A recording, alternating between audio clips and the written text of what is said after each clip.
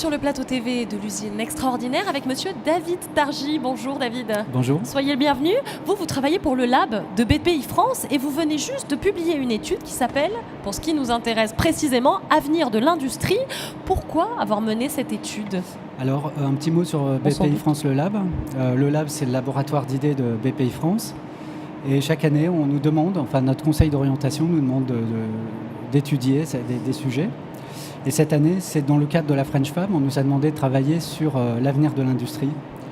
Donc, en fait, on avait deux objectifs au début de l'étude. Le premier objectif, c'était de voir comment les dirigeants appréhendent l'avenir, comment ils se projettent dans l'avenir. Et le deuxième objectif, c'était de comprendre leur représentation de l'industrie du futur.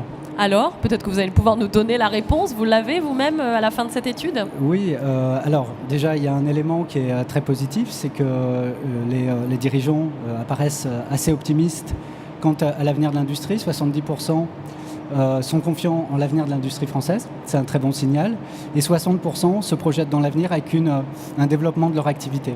Vous êtes allé interroger seulement des dirigeants d'industrie ou également des gens lambda ? Alors, effectivement, sur la méthodologie, ce qu'on a fait, c'est une enquête avec questionnaire. On a obtenu 2055 réponses. D'accord. Et puis ensuite, on a rencontré 32 dirigeants face à face. Essentiellement des dirigeants de PME et ETI. On a essayé aussi de rencontrer des startups industrielles et des acteurs de l'écosystème. Il y a une question qu'on se pose sur ce plateau TV depuis ce matin, qui est assez redondante, récurrente, c'est quelle place aura l'homme finalement dans l'industrie de demain ? Est-ce que vous pouvez nous répondre ? Alors c'est pas une question simple puisqu'on essaie un peu similaire au principe de la destruction créatrice de Schumpeter, c'est-à-dire qu'il y a une révolution technologique qui est en train de se produire, qui détruit des anciens emplois, qui en crée de nouveaux. Ce qui est sûr, c'est que tout ce qui est tâches élémentaires, les tâches les plus pénibles sont en train d'être remplacées par des robots. Par contre, on voit qu'il y a une création d'emplois qui se fait sur des emplois plus qualifiés, plus valorisants, plus techniques, avec l'apparition de nouveaux métiers comme les informaticiens industriels, par exemple. Donc il restera tout de même dans cette industrie du futur une place pour l'homme ? Oui, tout à fait. De toute façon, les dirigeants, c'est ce qu'ils disent, c'est ce qu'ils nous ont dit, et ils le pensent, et ils y croient fermement. Dans l'étude, il y a l'exemple d'un chocolatier qui nous a parlé de l'imprimante 3D. Ça existe, on peut faire du chocolat en impression 3D.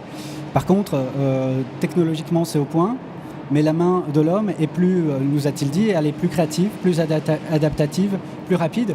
Donc tant qu'il en sera ainsi, en fait, la main de l'homme ne sera pas remplacée par la machine. Donc selon vous, l'industrie du futur, ce n'est pas un concept abstrait, c'est un projet d'avenir commun, c'est possible ça ? Oui, alors nous, on a regardé ça surtout à travers les yeux des dirigeants. Pour eux, l'industrie du futur, c'est un concept vraiment avec de multiples dimensions. Il y a la dimension technologique, mais pas seulement celle-ci. L'entreprise de demain, pour eux, c'est une entreprise qui gardera un coup d'avance en termes d'innovation, qui va pratiquer l'open innovation notamment. C'est une entreprise qui collabore davantage donc, avec l'extérieur. C'est une entreprise qui produit de façon propre et responsable.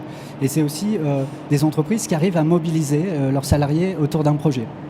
Comment fait-on aujourd'hui pour rendre l'industrie à l'ensemble de la population française qui l'a un petit peu boudée ces dernières années ? Comment fait-on pour réintéresser les gens au sort de l'industrie ? Alors là, c'est plutôt une conviction personnelle. Oui. Quand on regarde les enfants, moi j'ai un fils de 11 ans et une fille de 8 ans, c'est des makers dans l'âme, c'est-à-dire que je pense que si on leur mettait un Fab Lab dans l'école, ils y passeraient beaucoup de temps. Quand vous dites maker, ça veut dire qu'ils aiment fabriquer des choses. Ils aiment fabriquer des choses, excusez-moi pour l'anglicisme. Voilà, ils aiment fabriquer des choses. Ce goût de produire, en fait, il disparaît avec un enseignement qui est assez abstrait à l'école. Et voilà, mais je pense qu'il ne faut pas grand-chose pour réintéresser les jeunes Donc peut-être à l'industrie.